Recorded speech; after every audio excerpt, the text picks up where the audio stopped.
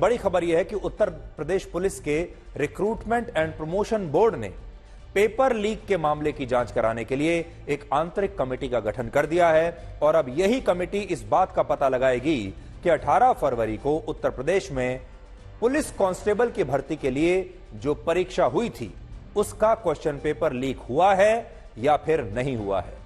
बड़ी संख्या में हमारे दर्शकों ने, खासतौर पर युवाओं ने और छात्रों ने हमें यह लिखा कि वो चाहते हैं कि हम कांस्टेबल की भर्ती के लिए इस परीक्षा में जो धांधलियां हुई हैं या नहीं हुई हैं उसके बारे में एक स्पष्ट विश्लेषण करें। और आज हम अपने दर्शकों की मांग पर सबसे पहले यही विश्लेषण और यही खबर आपको दिखाना चाहते हैं और खास तौर पर हमारे उत्तर प्रदेश के दर्शकों के लिए, युवाओं के लिए और छात्रों के लिए जो उत्तर प्रदेश की पुलिस में कांस्टेबल बनना चाहते हैं।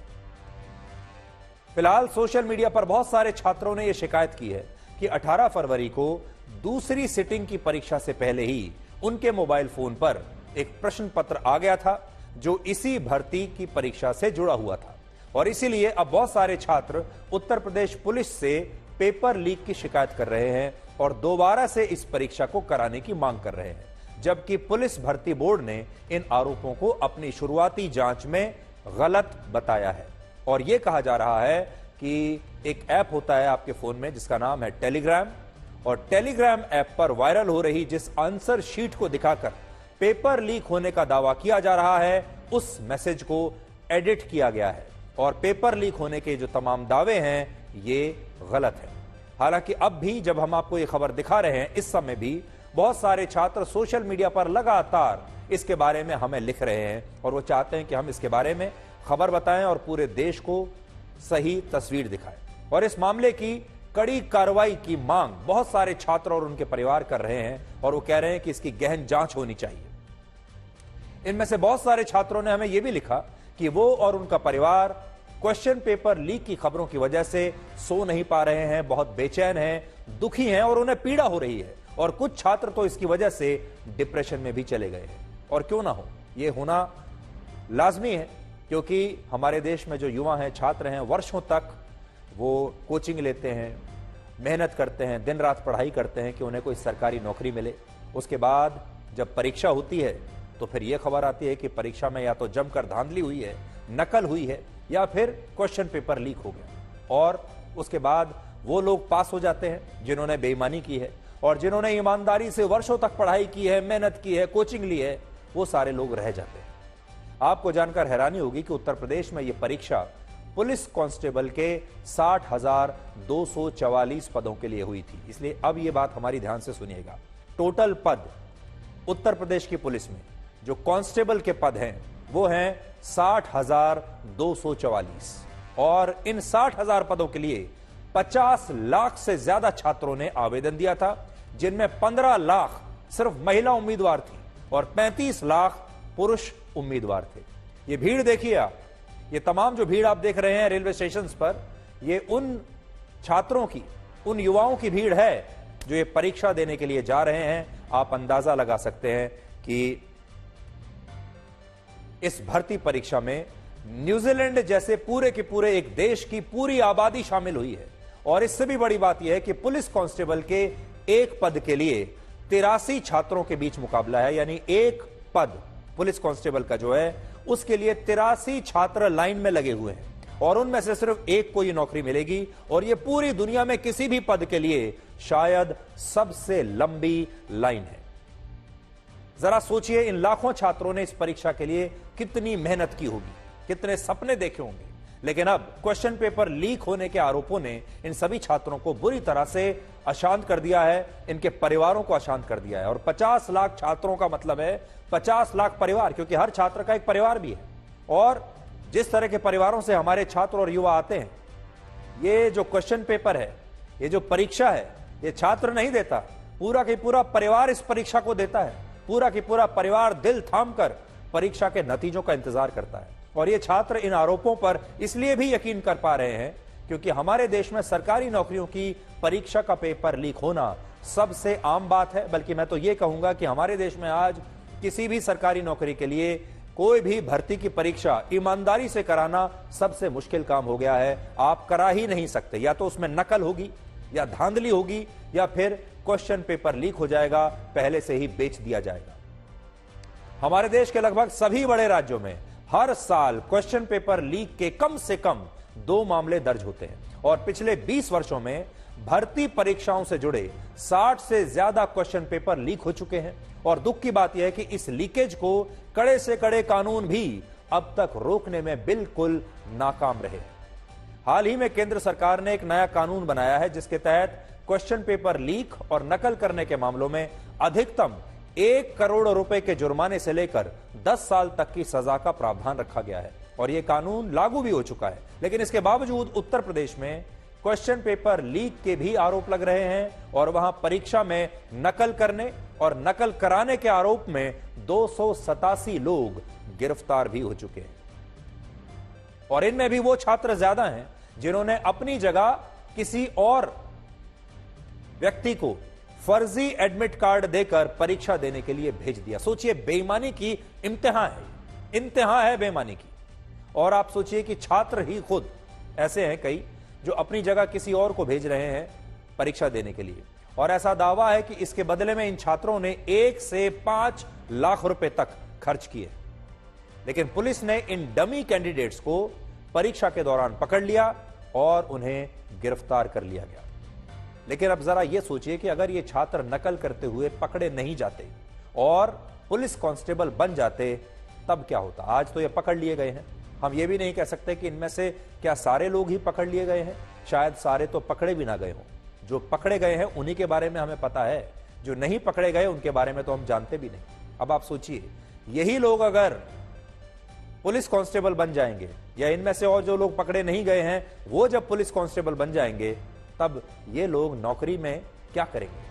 असल में परीक्षाओं में नकल और पेपर लीक होना किसी भी छात्र के लिए किसी त्रासदी के जैसा होता है। और ऐसा हम इसलिए कह रहे हैं क्योंकि हमारे देश में हर छात्र सरकारी नौकरियों के लिए कम से कम 1 साल और अधिकतम 15 साल तक तैयारी करता है और इस दौरान उसकी पढ़ाई पर बहुत पैसा खर्च होता है, मेहनत होती है। एक बड़ा हिस्सा कोचिंग इंस्टीट्यूट्स को फीस के तौर पर चला जाता है और ये जो पैसा है ये परिवार अपने खून पसीने की कमाई से निकालकर इन बच्चों पर खर्च करता है, इस उम्मीद में कि एक दिन इन्हें सरकारी नौकरी मिल जाएगी। आप जानकर हैरान हो जाएंगे कि हमारे देश की कोचिंग इंडस्ट्री, जो कोचिंग सेंटर्स का उद्योग है, ये 58,000 करोड़ रुपए का है, जो वर्ष 2028 में यानी आज से 4 साल के बाद 1,34,000 करोड़ रुपए का यह उद्योग हो जाएगा, सिर्फ कोचिंग का उद्योग। और यह पैसा भारत के उन छात्रों का होगा, उन छात्रों के परिवारों का होगा जो इन कोचिंग इंस्टीट्यूट्स में पढ़कर सरकारी नौकरी या कॉम्पिटिटिव एग्जाम्स की तैयारी करेंगे। कितना बड़ा उद्योग हमारे देश में ऐसे ही खड़ा हो गया। और अनुमान है कि उत्तर प्रदेश में भी जिन 50 लाख छात्रों ने पुलिस कांस्टेबल की नौकरी के लिए परीक्षा दी है, उनमें से 14 लाख छात्र ऐसे थे जिन्होंने इस परीक्षा के लिए किसी न किसी कोचिंग इंस्टीट्यूट से तैयारी की थी। इसलिए सोचिए, कुछ मुट्ठी भर बेईमान छात्रों की वजह से अगर इन ईमानदार छात्रों का इतना बड़ा नुकसान होता है तो यह हमारे सिस्टम की कितनी बड़ी नाकामी है।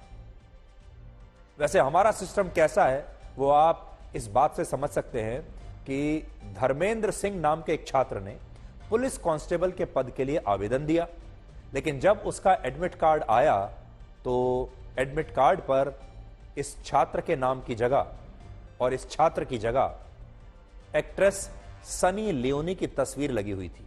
और अब इस मामले की भी पुलिस भर्ती बोर्ड द्वारा जांच की जा रही है कि धर्मेंद्र नाम के इस छात्र के एडमिट कार्ड पर सनी लियोनी की तस्वीर कहां से आ गई। तो इससे आप अंदाजा लगाइए कि कैसी व्यवस्था है हमारे देश में।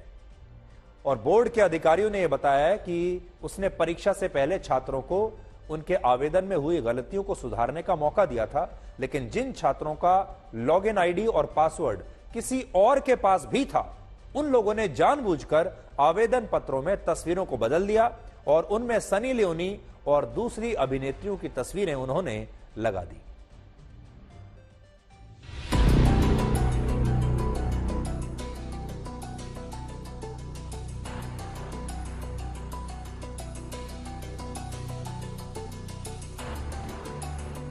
जब हमको प्रिंट दिया गया तो उसमें मेरा प्रिंट सही था, नाम भी सही है धर्मेंद्र सिंह और पूरा आधार कार्ड नंबर सब सही है। उसके बाद जब एडमिट कार्ड आया तो उसमें सनी लियोनी की फ़ोटो आ गई, उसका नाम भी आ गया, पूरा बदल गया एडमिट कार्ड। रजिस्ट्रेशन और मार्कशीट का रोल नंबर सब हाई स्कूल इंटर का सही है, पिन कोड सही है, बाकी पूरा बदल दिया गया है। अब इस सवाल पर आते हैं कि जिस देश के लोग पुलिस को सबसे ज्यादा भ्रष्ट और घूसखोर फोर्स मानते हैं, वो आखिर इसी पुलिस की नौकरी क्यों करना चाहते हैं?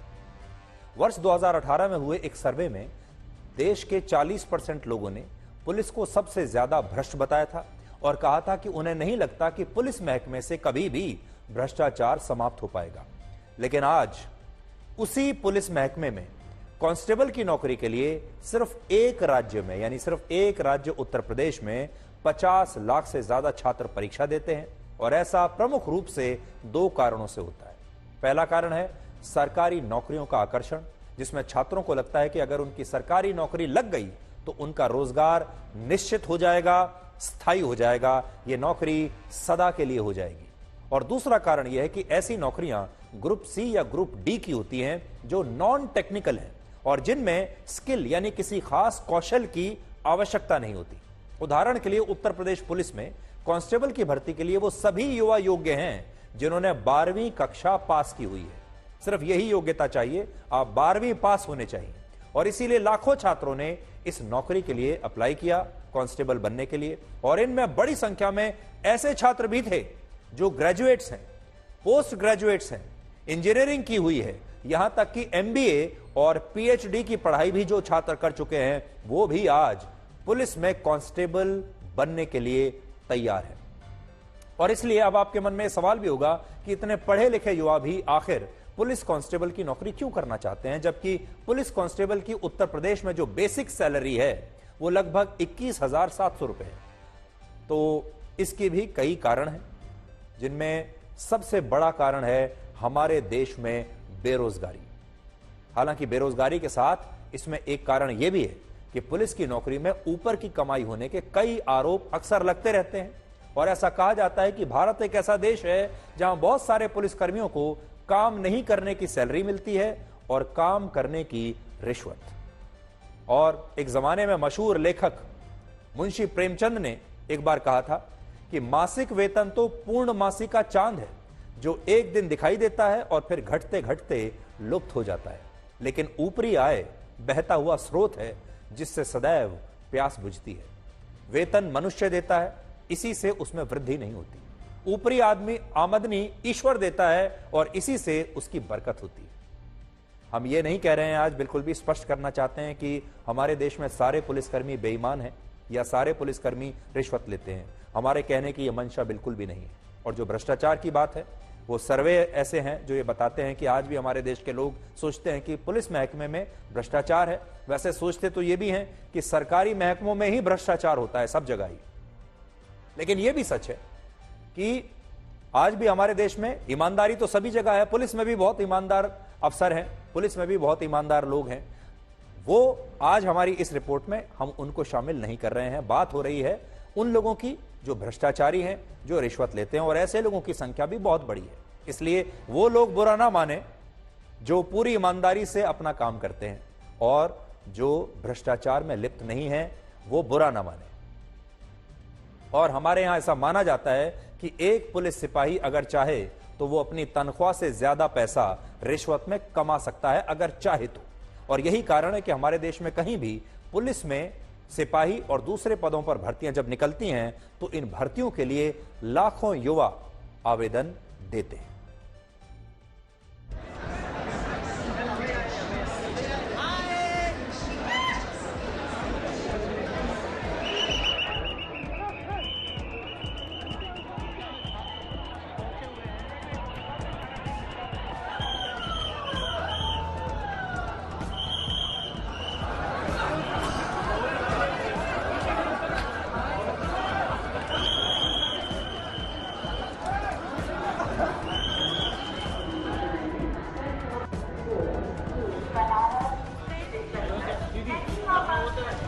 मोबाइल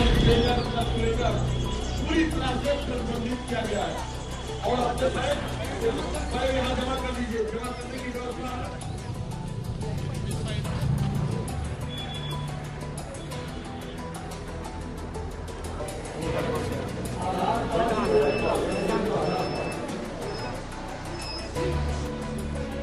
बिना बायोमेट्रिक टेस्ट के आप लोग परीक्षा में मत जाइएगा। अगर बिना बायोमेट्रिक टेस्ट के जाएंगे वहां पर अनुपस्थित माना जाएगा।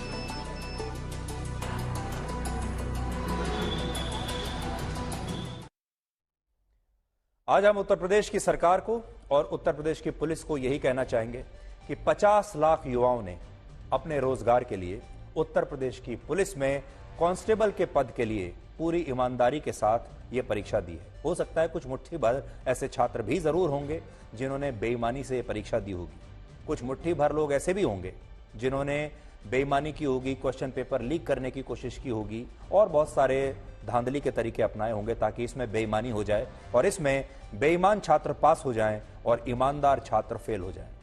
लेकिन बड़ी बात यह है, क्या इन मुट्ठी भर बेईमान छात्रों को या उन मुट्ठी भर बेईमान गैंग्स को जो क्वेश्चन पेपर लीक कराते हैं, क्वेश्चन पेपर को बेचते हैं, क्या उन्हें यह अधिकार दिया जा सकता है कि वो हमारे देश के लाखों परिश्रमी और ईमानदार युवाओं की जिंदगी को इस तरह बर्बाद करते चले जाएं? एक तो वैसे ही हमारे देश में सरकारी नौकरियों की जो भर्तियां हैं वो खुलती नहीं है। यहां भी 5 साल के बाद सरकारी नौकरी कांस्टेबल की भर्ती खुली है और जब भर्ती होती भी है, प्रवेश परीक्षा जब होती है उसकी भर्ती के लिए, उसमें फिर यह आरोप लगने लगते हैं कि यहां पर क्वेश्चन पेपर बिक गया, यहां पर क्वेश्चन पेपर लीक हो गया, यहां पर किसी दूसरे व्यक्ति ने कुछ लोगों के लिए डमी कैंडिडेट बनकर पेपर दे दिया। ऐसे में जो हमारे परिश्रमी छात्र हैं और परिश्रमी जो युवा हैं, उनके दिल को ठेस पहुंचती है, उनके परिवारों को ठेस पहुंचती है और उनका जीवन जो है एक तरीके से कई वर्षों तक पीछे चला जाता है। सोचिए, अगर 5 साल के बाद ये भर्ती खुल रही है और इसमें हमारा एक ईमानदार छात्र भी अगर पूरी कोशिश के बावजूद विफल हो जाता है क्योंकि कुछ लोग बेईमानी कर रहे हैं, तो उसका जीवन तो 5 साल पीछे चला गया। और एक छात्र के जीवन में 5 साल क्या, 5 दिन भी बहुत कीमती होते हैं। और इसीलिए आज हम ये कहना चाहते हैं कि इस मामले की अच्छी तरह से जांच होनी चाहिए। ये पता लगाया जाना चाहिए कि ये खबरें कहां से आ रही हैं, क्वेश्चन पेपर लीक हुआ है या नहीं हुआ है, और अगर ये अफवाह भी है तो हो सकता है कुछ लोग इसके पीछे हों जो ये चाहते हों कि ये परीक्षा रद्द हो जाए। देखिए, कुछ लोग जरूर ऐसे होंगे जो चाहते होंगे कि यह परीक्षा रद्द ना हो, लेकिन साथ ही कुछ लोग ये ऐसे भी होंगे जो चाहते होंगे कि यह परीक्षा रद्द हो जाए, चाहे झूठे अफवाहों की वजह से ही क्यों ना हो। इसलिए अलग अलग ताकतें यहां पर लगी हुई हैं। इसकी जांच होनी चाहिए और उन 50 लाख छात्रों के साथ न्याय होना चाहिए और उनके परिवारों के साथ भी न्याय जरूर होना चाहिए। और ये आज जो हमने आपको सबसे पहले खबर दिखाई है, ये उन्हीं के लिए दिखाई है। इस खबर पर हमारी नजर रहेगी। हम हर रोज ये देखते रहेंगे कि ये जो इंक्वायरी हो रही है ये कैसे हो रही है, किस दिशा में बढ़ रही है, क्या नई नई बातें इसमें पता चल रही हैं, और हम आपको इसके बारे में लगातार अपडेट्स देते रहेंगे।